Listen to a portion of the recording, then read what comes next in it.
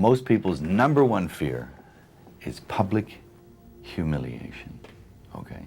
Mel Gibson has a reputation for speaking his mind, regardless of who it may offend. He's not the kind to act nice or pretend in order to blend in. He has now made a statement that is drawing attention. Gibson revealed the names of 5 actors he claims he really didn't enjoy working with in an open moment. From bad behavior on set to personal betrayals, these are not just small complaints, they're deep and real. So, who are these actors, and what did they do? Join us in this video as we reveal the names of the top 5 actors Mel Gibson truly hated. The feud between Mel Gibson and Winona Ryder. Mel Gibson was accused by actress Winona Ryder of saying some very hurtful and offensive things during a social event many years ago. According to Ryder, while they were at the same gathering, Gibson made a cruel joke about her Jewish background and also made a very inappropriate comment toward one of her close friends, who is gay. She said that Gibson turned to her friend and asked something like, "Oh wait, am I gonna get AIDS?" Ryder also claimed that he called her an oven dodger, which is a very offensive and hateful term linked to the Holocaust, meant to mock or insult people who are Jewish. These claims were not new, but they came up again when Ryder talked about them in a later interview. When the story got attention again, people began talking about it all over again, and Gibson's side quickly responded. His team strongly denied everything. They said that what Ryder claimed didn't happen, and that it wasn't true when she first said it years ago, and it's still not true now. Gibson's spokesperson also said that he had tried to reach out to Ryder in the past to clear things up, but she chose not to talk to him about it. His team made it very clear that they believe her story is completely false and has no truth to it. This disagreement between the two has caused a lot of talk and debate. On one side, Ryder has stuck to her story and said that she remembers exactly what happened. She said that the things Gibson said were not jokes, and that they really hurt her and left a lasting effect. She didn't change her story, and she seemed very sure about what she remembered. On the other side, Gibson has continued to say that none of it is true, and that he never said those things at all. He and his team have stayed firm in denying the whole thing. People have reacted in different ways. Some people believe Ryder and think that what she said fits with other things that have been said about Gibson in the past. They bring up other times when Gibson has been in trouble for saying or doing things that were seen as offensive.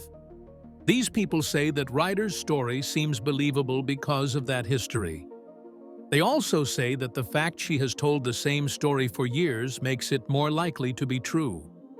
However, other people have different views. Some say that there is no proof to believe Gibson said those things, and they are thinking about why Ryder is bringing up the topic again after all these years. They believe it is not nice to judge someone only on the terms of statements that cannot be checked, especially when Mel Gibson claims the situation never happened. This situation has once again brought up bigger questions about how people in the public eye, like actors, should be held responsible for things they've said or done in the past. It's also made people think about how old accusations should be looked at when they don't have solid proof. Even though people are still talking about it, no new information has come out to prove either side's story. Because of that, the whole thing is still unresolved. Ryder continues to stand by everything she said, and Gibson is still denying it all completely. After the fallout with Winona Ryder, Mel Gibson allegedly harbored a deep hatred toward her. The tension between them did not fade with time. Instead, the public nature of the feud and the accusations she made appeared to leave a lasting mark on him. He never moved past it. In private circles, it was believed that he despised her intensely, viewing her as someone who not only attacked his character, but also reignited the backlash he had been trying to escape. So when it came to Mel Gibson, Was Winona Ryder the only one he might have held a grudge against? Or were there others he seemed to turn on after personal and professional tensions exploded? Stay tuned for more Christopher Walken and Mel Gibson's Rooftop encounter. In an interview from 1998, actor Mel Gibson talked about a strange and unsettling meeting he had with actor Christopher Walken. Gibson said the meeting happened on the rooftop of a hotel in New York City. At that time, Gibson was thinking about giving Walken a part in a movie he was working on. So, he arranged a quiet, private meeting with Walken to talk things over. Gibson's assistant was also there with him. But according to what Gibson said, the meeting didn't go the way he expected. It turned into something that left both him and his assistant feeling deeply uncomfortable and disturbed. Gibson explained that Walken showed up in a way that seemed very unusual. He said Walken didn't walk normally like most people do. Instead, Gibson said it looked like Walken was kind of floating or gliding across the rooftop toward them. He described the movement as creepy and unnatural. It reminded him of something out of an old horror movie. He even said it was like watching a vampire from a 1930s film. That strange way of moving made both Gibson and his assistant uneasy right away. They gave each other a look that showed they both felt something wasn't quite right. As the conversation started, things got even more uncomfortable. Gibson said Walken began talking a lot about torture. He didn't just mention it briefly, he talked about it in great detail. According to Gibson, Walken seemed very focused on the subject. He said it felt like Walken was enjoying the descriptions, and the way he talked about it made the whole thing feel very disturbing. Gibson said neither he nor his assistant brought up the topic. It just came out of nowhere. The more Walken talked, the more upset they both became. Gibson also talked about a strange feeling that came over him while Walken was speaking. He said it was like a heavy darkness suddenly filled the space around them. He didn't mean just a dark mood, he meant it felt spiritual. Gibson said it was like a heavy curtain of darkness had dropped over them, and that weight made him feel spiritually unsafe. He said it wasn't just creepy, it felt like something evil or dangerous was nearby. His assistant, according to him, also felt that same dark energy, though neither of them said anything about it out loud at the time. Gibson went on to say that while this was happening, he looked up and saw something that made him feel even more disturbed. On a building nearby, there was a red neon sign. That sign showed the number 666. Gibson thought this was a strange and spooky coincidence, especially since they were already talking about dark things and feeling such a strange energy.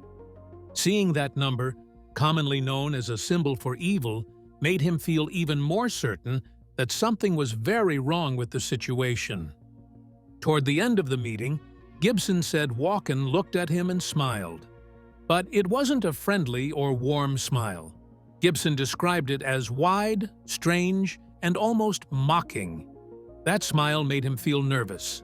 Then, according to Gibson, Walken said something that felt very unsettling.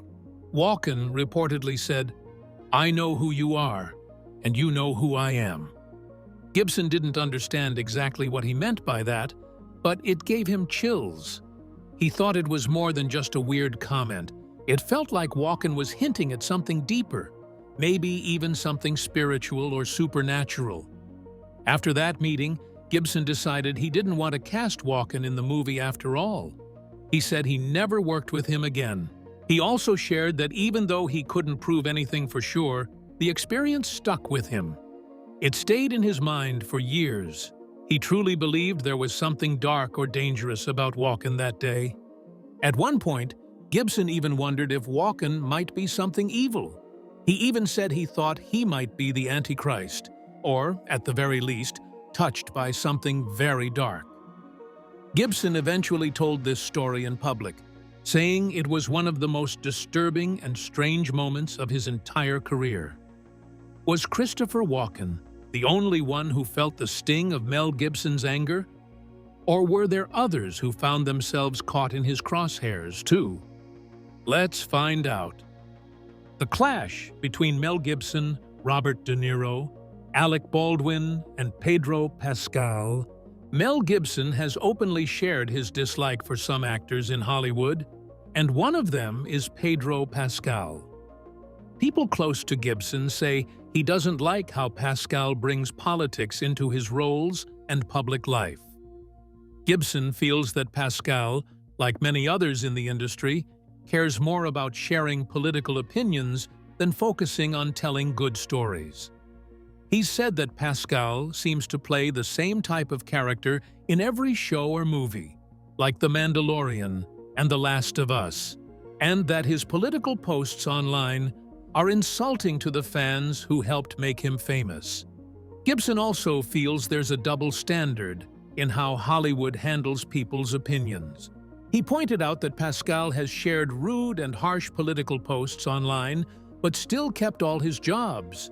Meanwhile, other actors with different views have been fired or pushed out.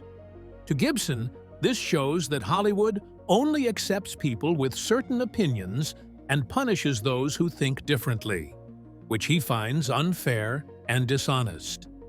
Another actor Gibson has had a problem with is Robert De Niro. While he once looked up to De Niro's acting, he now feels let down by his loud political comments. Gibson thinks De Niro talks more about politics than acting, especially when he's on stage at award shows or in interviews. To Gibson, this is part of a bigger problem. He believes actors should focus on their work, not use their fame to attack others or make political points, and that De Niro has forgotten that. Gibson has also called out Alec Baldwin, mostly because of the Rust shooting. He thinks Baldwin didn't take full responsibility for what happened and tried to make himself look like a victim. Since Gibson has faced harsh judgment in the past, he believes Baldwin got off easier because of who he knows is in Hollywood. He feels that if an actor is involved in something as serious as a death on set, they should be held fully responsible, no matter who they are or what their views are. Tom Hanks is another actor Gibson doesn't seem to like. Hanks is loved by many, but Gibson thinks he's part of a group of stars who hide the real problems in Hollywood. Gibson believes that Hanks helps cover up serious issues like maltreatment, dishonesty, and political games in the industry. Even though he hasn't spoken about Hanks in public, people close to Gibson say he thinks Hanks represents a fake version of Hollywood that hides its flaws. Gibson has also been hard on Will Ferrell. He thinks Ferrell's comedy is old and no longer funny. Gibson says Ferrell uses the same kind of jokes over and over again, and that his recent movies don't show much creativity. He also feels that Ferrell, like others, talks too much about politics off-screen, which takes away from the fun of watching him on-screen. Gibson believes that comedy should give people a break from real life, not remind them of political fights. Gibson's complaints go beyond just a few actors. He's upset with how Hollywood works these days. He sees the movie world as a place that now cares more about political ideas, public image, and fame than it does about making good films. People who know him say he misses the old days when movies were about stories, interesting characters, and taking chances, not about picking sides in politics. He doesn't often share these thoughts in public, but sometimes they come out in interviews or from people who know what he says behind closed doors. Even though Gibson himself has been in trouble many times over the years, he still believes he has the right to call out what's wrong in the film world. When he talks about actors like Pedro Pascal, Robert De Niro, Alec Baldwin, and others, he's not just talking about them. He's talking about a bigger problem. He thinks they stand for what's gone wrong in Hollywood, caring more about power, opinion, and image than about the art of making movies. If Mel Gibson had this much to say about Pedro Pascal, Robert De Niro, and Alec Baldwin, what did he think about the others in Hollywood who crossed the same lines? Let's learn more. Mel Gibson, Joe Esterhazy, and Oksana Grigorieva. Feud. Mel Gibson's working relationship with the well-known screenwriter Joe Esterhazy turned into a serious problem that got a lot of attention. The two had planned to work together on a movie called The Maccabees. This movie was supposed to tell the story of a group of Jewish people who stood up and fought back against the Romans a long time ago in ancient Judea. It was meant to be a powerful and meaningful film about faith, bravery, and history. But things between Gibson and Esterhazy quickly went downhill, and the movie was never made. Esterhazy later said that Gibson had ruined the whole project on purpose. He didn't believe it was because of creative disagreements or the usual delays that sometimes happen in filmmaking. Instead, he said something much more serious. He wrote a letter directly to Gibson, and in that letter, Esterhazy made it very clear that he thought Gibson never truly wanted to make the movie. Esterhazy said the real reason was because Gibson didn't like Jewish people. He wrote very plainly that after working closely with Gibson, he had come to believe Gibbon hates Jews. That one line from the letter got a lot of attention, especially in the press, because of how direct and serious it was. Esterhazy also added some personal information in the letter about alleged statements and actions made by Gibson while they were working together. He remembered times in which Gibson made statements or used offensive words that deeply affected Esterhazy. He claimed that those comments opened a way of thinking that was not only disrespectful, but also harsh. Esterhazy said these moments weren't just personal opinions. He felt they had affected the project itself and caused the film to fail before it even had a chance to start. Gibson did respond to the accusations, and he strongly disagreed with what Esterhazy had said. He claimed that the problem wasn't about religion or race at all. According to Gibson, the real issue was that Esterhazy had delivered a very poor script. Gibson said the writing wasn't good, that it didn't meet expectations, and that's why the movie didn't go forward. He said it was all about quality and not about anything personal. But even with his explanation, the situation added more to the growing list of controversies already surrounding Gibson's name. In addition to the trouble with Esterhazy, Gibson was also involved in a serious and public problem in his personal life. He had been in a relationship with Oksana Grigorieva, a Russian musician and songwriter. The two started dating in 2009, and later that same year, they had a baby daughter together, named Lucia. At first, everything seemed to be going well between them, but it didn't last. Their relationship fell apart very quickly, and things soon became very troubling. In June of 2010, Grigorieva filed a restraining order against Gibson. She said that he had physically attacked her. According to her, Gibson punched her more than once, and the injuries she got included a broken tooth and a concussion. This was a grave charge, and it went further than that. Gibson was heard yelling at her, using foul language, and making racist and threatening remarks during some phone conversations that Grigorieva had recorded. When these recordings were made public, many were shocked by what Gibson said. It was later revealed that Gibson had offered Grigorieva $15 million to keep the tapes private, but she turned the money down. Grigorieva said she wasn't doing this for money. She said it was about speaking up and standing against domestic violence. The case soon turned into a legal battle over custody of their daughter. In the end, in 2011, the two sides reached a settlement. As part of the agreement, Gibson paid Grigorieva $750,000. The deal also included a rule that she was not allowed to write or talk publicly about their relationship or what had happened between them. When Gibson finally gave his side of the story, he admitted that he did slap Grigorieva, but he said it wasn't done out of anger. He claimed that she was having an emotional breakdown and he slapped her to bring her back to reality. He said he was trying to calm her down and protect their child.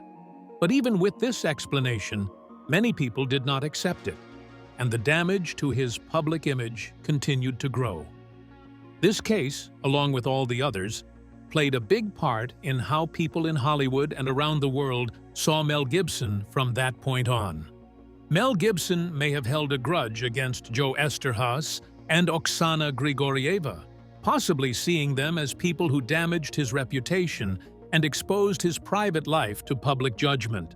After all the betrayal, accusations, feuds, and public scandals, what deeper truths was Mel Gibson trying to reveal beneath the chaos? Let's delve deeper. Mel Gibson's alarming claims about Hollywood and power.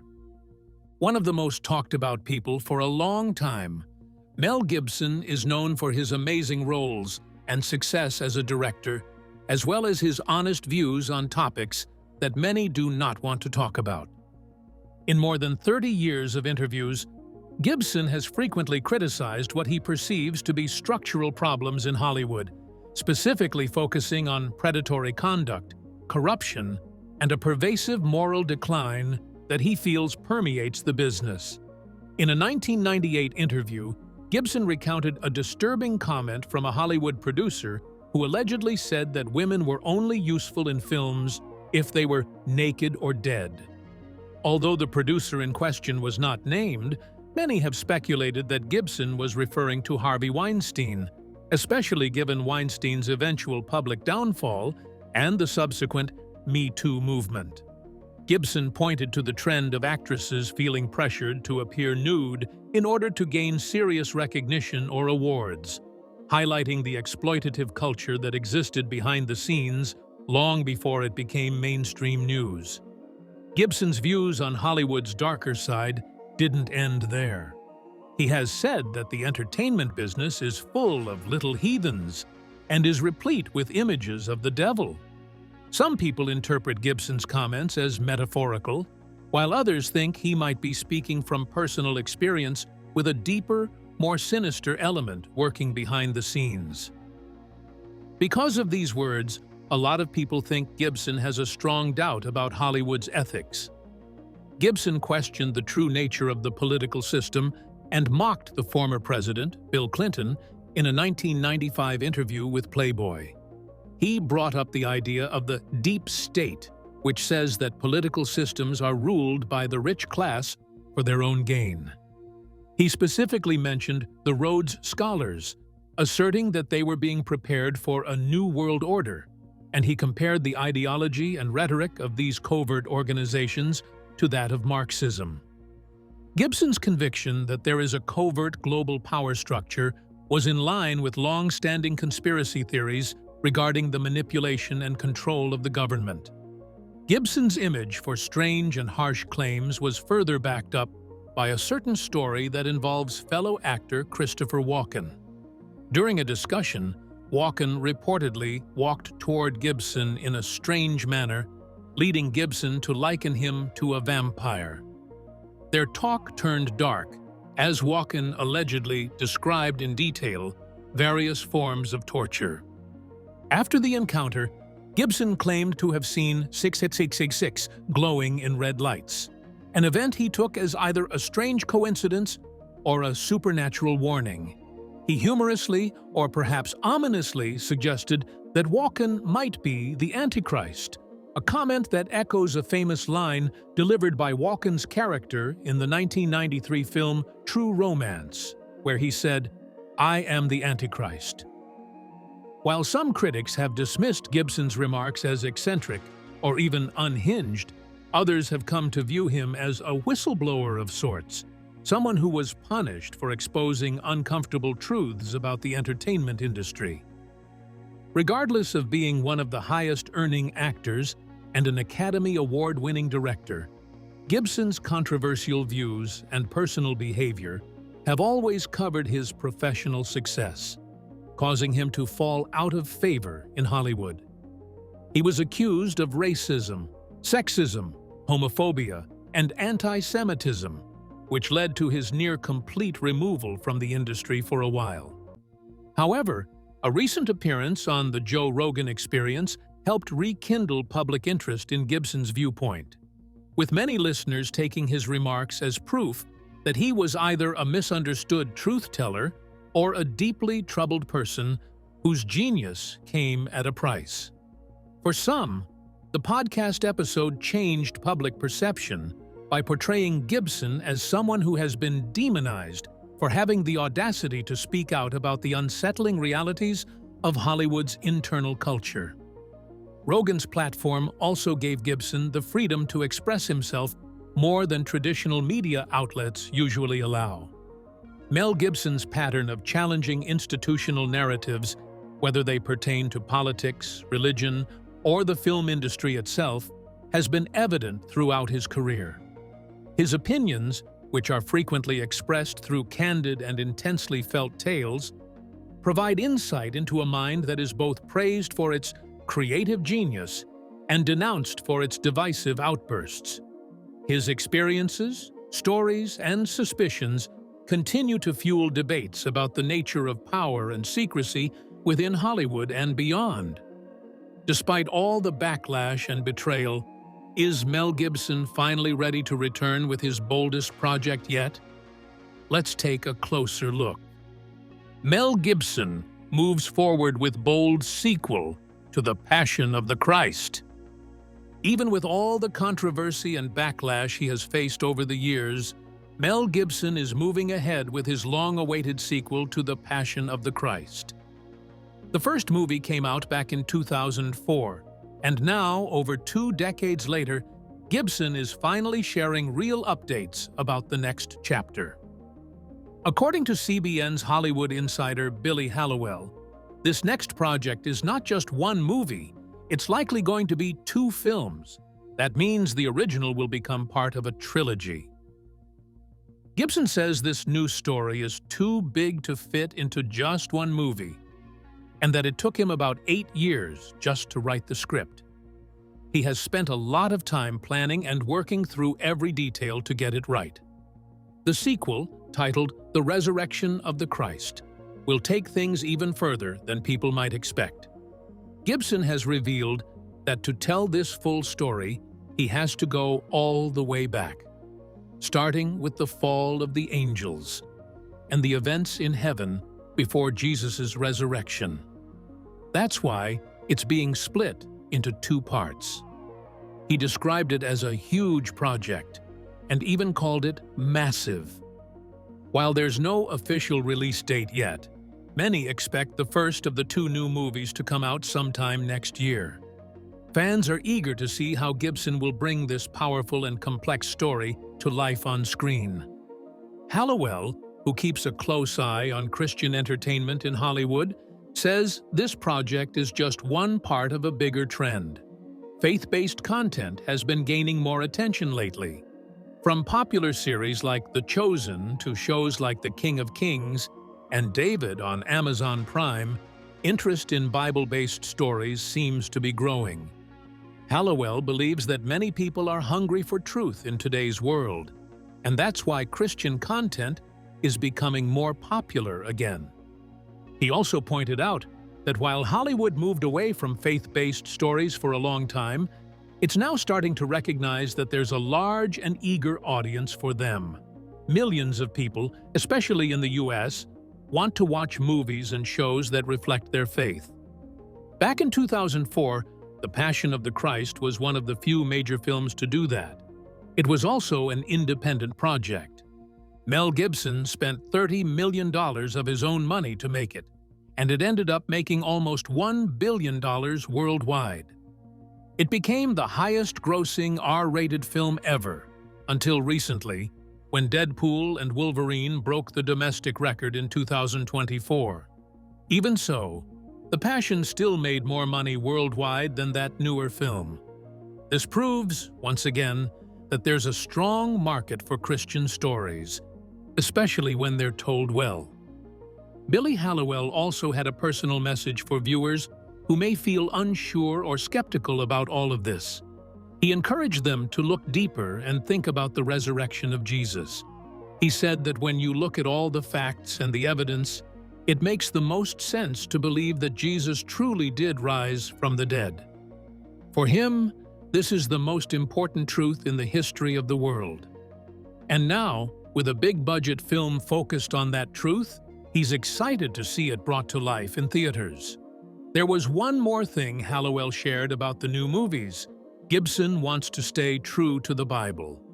Unlike some recent Hollywood takes on Bible stories that add extra parts not found in Scripture, like in past versions of Noah or Exodus, Gibson's goal is to stick with the original source material.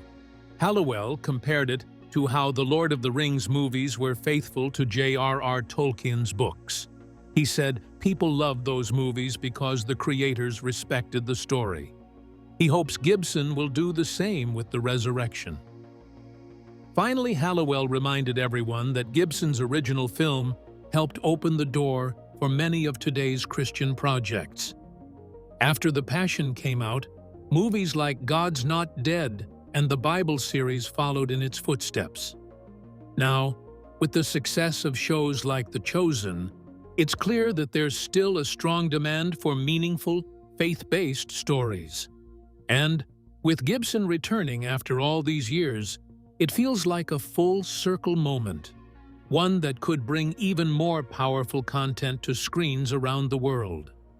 What do you think about Mel Gibson considering his clash with his fellow actors? Share your thoughts in the comments section below. Thank you for watching this video. We hope you found it interesting. Don't forget to like and subscribe. Click the next video shown on your screen to catch up on your favorite celebrity stories. See you there.